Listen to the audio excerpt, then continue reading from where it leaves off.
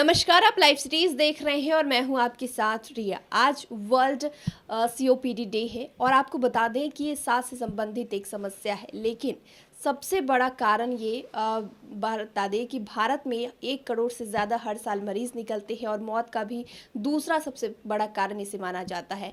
आज हम इसी पर चर्चा करेंगे कि आखिर सीओपीडी है क्या, कैसे सांस के संबंधित ये बीमारी है। तमाम जानकारी देने के लिए हमारे साथ मौजूद है डॉक्टर बीके चौधरी।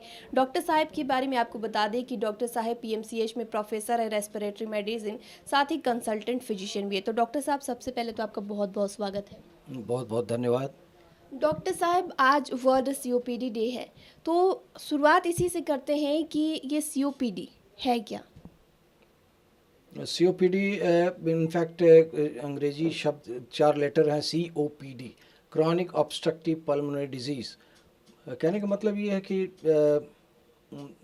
बुज़ुर्गों या बड़ों का दम्मा कह सकते हैं आम भाषा में, क्योंकि हमको सभी लोग समझें कि सीओपीडी है क्या। तो ये बुज़ुर्गों या बड़ों का दम्मा एक प्रकार से है, क्योंकि 40 के बाद जनरली ये होता है।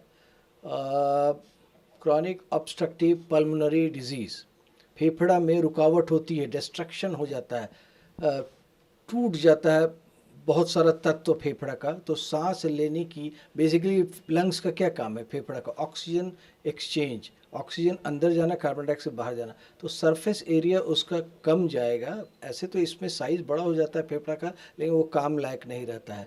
तो लोगों की ऑक्सीजन की कमी होती है। अगर वो सतर्क नहीं रहें तो ऑक्सीजन की कमी से और कार्बन डाइऑक्साइड ज़्यादा हो जाता है, जिसको हम लोग रेस्पिरेटरी फेलियर बोलते हैं। पेशेंट का डेथ हो जाता है या बार बार हॉस्पिटलाइज होते हैं। तो इसी को हम लोग क्रॉनिक ऑब्स्ट्रक्टिव पल्मोनरी डिजीज़ बोलते हैं। जैसा कि हम जान रहे हैं कि सांस से संबंधित समस्या है और कई बार देखा भी जाता है कि सांस जो फूल रहा है कई और कारणों से भी होता है। तो इसमें फ़र्क कैसे देख सकते हैं, मरीज़ को कैसे समझे कि इसके लक्षण दिख रहे हैं। नहीं, देखिए, बहुत बहुत महत्वपूर्ण है। कोई भी केस को हम लोग ट्रैक करते हैं तो पहले तो पेशेंट को चेहरा देख के हम लोग डायग्नोज करते हैं। जैसे चेहरा टिपिकल सीओपीडी का होता है, क्योंकि ज़्यादातर केसेस में स्मोकिंग की हिस्ट्री रहती है, लोग स्मोक करते हैं। अगर पुरुष हैं, महिला है तो महिला में कई बार ऐसा कारण होता है कि वो चूल्हे पे खाना बनाती रही हैं बहुत दिनों तक, तो बायोमास जलने की वजह से भी होता है। तो पहले लुक से हम लोग देखते हैं, चेहरा अगर लुक है, अगर उसको ब्लूइश, अगर साइनोसिस कहते हैं उसको, ब्लू होने लगा, उसका होठ ब्लू हो गया है, यहाँ पे ब्लू होने लगा, चेहरे पे, उंगलियों पे ब्लू हो गया, नीला नीला हो रहा है, तो इसका मतलब ऑक्सीजन कमी हो रही है। पेशेंट का फेफड़ा उचित कार्रवाई नहीं कर पा रहा है, ऑक्सीजन की कम जा रहा है, कार्बन डाइऑक्साइड ज़्यादा हो जा रहा है। तो एक तो ये लुक से हम लोग देख लेते हैं, दूसरा हम लोग हिस्ट्री लेते हैं, और उसके बाद उसका लुक और भी है कि उसका जो सीना होता है एंटेरो पोस्टीरियर डायमीटर वो चौड़ा होता है। ये नॉर्मली साइड ज़्यादा होता है, आगे पीछे कम होता है, लेकिन इसमें आगे पीछे ज़्यादा हो जाता है। तो ये एक पहचान का ये भी तरीका है। और सांस फूलने के कई कारण होते हैं, तो उसमें एक प्रमुख कारण ये है, क्योंकि आज one of the commonest cause है आज के डेट में, क्योंकि बहुत लोग की जागरूक नहीं है। प्रदूषण बहुत बड़ा कारण है, हम लोग कारण पे भी बात करेंगे। तो ऐसी परिस्थिति में ये मान के चलते हैं लुक पर, फिर क्लिनिकल एग्जामिनेशन, फिर हम लोग उसका टेस्ट कराते हैं, स्पायरोमेट्री कहते हैं उसको, गोल्ड स्टैंडर्ड से डायग्नोस करते हैं। पूरे विश्व में एक मापदंड है जिसके अनुसार इसकी डायग्नोसिस की जाती है। तो हम लोग फाइनली कंफर्म करते हैं, पहले प्रिजम्पशन करते हैं कि प्रेज्यूम किए कि ये इसको सीओपीडी है, उसी लाइन पे टेस्ट करते हैं, फिर कंफर्म कराते हैं। और बाकी जो कारण है, जैसे मान लीजिए खून की कमी है, या हार्ट का पेशेंट है, या फेफड़े का ही दूसरा कारण है जिसकी वजह से हो रहा है, सबका अपना कैरेक्टर अलग होता है। सीओपीडी का अलग है, जो देख के ही आधी बीमारी, आधी डायग्नोसिस देख कर पता चल जाती है। आज वर्ल्ड सीओपीडी डे है और ऐसे में इस बार की थीम क्या रखी गई। वो तो बहुत ही हर साल थीम बदलता है, और ये हमारे इसमें भी ये लगा हुआ है, ब्रीदिंग इज़ लाइफ और लेटेस्ट एक्ट फास्ट। तो मतलब एक्ट फास्ट का मतलब है ये, इनफैक्ट 50 कंट्रीज़ है पूरे वर्ल्ड में जो एक समूह बना के रखा गया है, जो ये डिसाइड करती है कि इस बार का थीम क्या होगा, इस बार का डेट क्या होगा। क्योंकि सीओपीडी बहुत ही कॉमन एक सिचुएशन हो गया है, कंडीशन, एक डिजीज़ का समूह हो गया है, जो मौत का इंडिया में सेकेंड कॉमनेस्ट कॉज हो गया है और पूरे वर्ल्ड में थर्ड कॉमनेस्ट कॉज हो गया है। और पहला कारण इस्केमिक हार्ट डिजीज जो हार्ट अटैक होता है, दूसरा कैंसर, और तीसरा सीओपीडी। लेकिन इंडिया में खासकर यूपी बिहार की डेटा को देखते हुए ये माना जा रहा है कि इंडिया में सेकंड कॉमनेस्ट कॉज डेथ का सीओपीडी हो गया, बहुत महत्वपूर्ण है।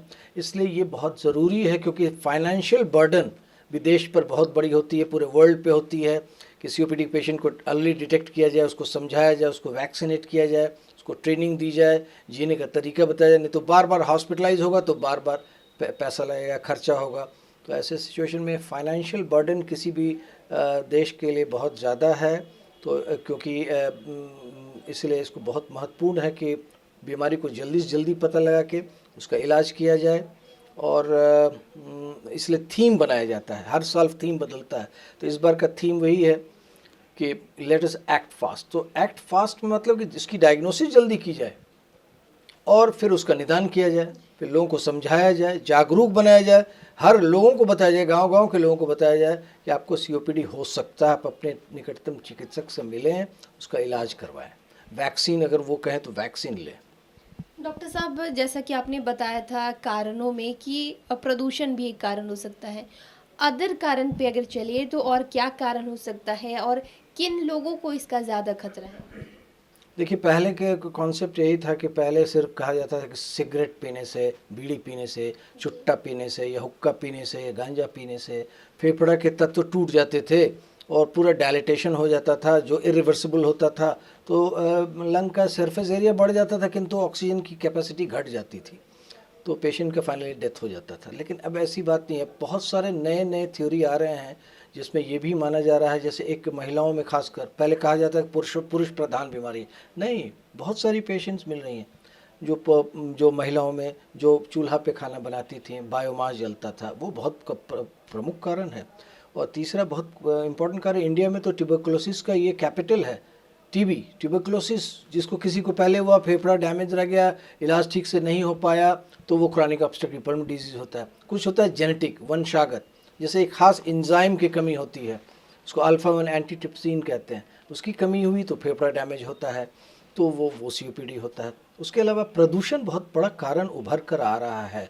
अभी खासकर एयर क्वालिटी इंडेक्स जिस तरीके से अभी हमारे देश के राजधानी और एनसीआर और हमारे राज्य में भी और पूरे देश में कई शहरों में जिस तरह से स्थिति ख़राब हुई है, जो वो भी एक कारण उभर कर आ रहा है सीओपीडी का। क्योंकि हम लोग एक कारण ये भी बता रहे हैं कि एयर में बहुत सारे तैरते हुए तत्व हैं जो सीओपीडी करा रहे हैं, तो प्रदूषण एक महत्वपूर्ण कारण है। डॉक्टर साहब, अब इलाज पे आ जाते हैं जी, तो इसका इलाज क्या है? देखिए, सीओपीडी का इलाज ऐसा है, पहले तो हम लोग डायग्नोसिस का कंफर्म करते हैं। स्पायरोमेट्री एक टेस्ट है, पूरे विश्व में एक मानदंड है, वो गोल्ड क्राइटेरिया फॉलो करते हैं। तो पहले सिविरिटी हम लोग पहले पता करते हैं, स्टेज क्या है, इसका ग्रेडिंग क्या है। तो सिविरिटी के अनुसार दवा बदलती है, दवा दी जाती है। उसमें हम लोग पेशेंट को, बहुत ही आसान है, अगर जागरूक हैं पेशेंट, अगर अपने डॉक्टर से मिल रहे हैं तो उनको बताया जाता है कि हम लोग इन्हेलर का कॉम्बिनेशन देते हैं। बहुत लोगों में गलत भ्रांतियाँ हैं कि इन्हेलर डॉक्टर साहब ने लिख दिया, लेकिन इन्हेलर ऐसी दवा है, कॉम्बिनेशन है, जो मिनिमम दवा फेफड़े में जाता है और खाने की दवा जो वो तो पूरे ब्लड में, पूरे शरीर में नाचता है और सिर्फ 2% की ज़रूरत है, 98% वेस्ट हो जाता है बॉडी में, वो साइड इफ़ेक्ट्स कराता है। इससे inhalation therapy is most important. और अगर एक्यूट एग्जासर्बेशन सीओपीडी का हुआ, मतलब कि अटैक फ्रेश हो गया पुरानी बीमारी के ऊपर, तो वैसे में एंटीबायोटिक, अगर कोई बैक्टीरिया से हुआ, वायरस से हुआ, तो जनरली बैक्टीरिया से होता है तो हम लोग दवा देते हैं, एंटीबायोटिक्स देते हैं। और पेशेंट की ऑक्सीजन का निरंतर चेक करते रहते हैं। नॉर्मली हम लोग कहते हैं सीओपीडी के पेशेंट में अगर 88 तक भी SpO2 हो, आजकल तो कोरोना के बाद से सभी लोग ये मशीन, ये डिवाइस रखते हैं, पल्स ऑक्सीमीटर बोलते हैं इसको, तो SpO2 88-90 भी रहे तो ठीक है। लेकिन अगर ज़्यादा घटता है तो फिर हम लोग उसको ऑक्सीजन देते हैं, कंटिन्यूस ऑक्सीजन दिया जाता है।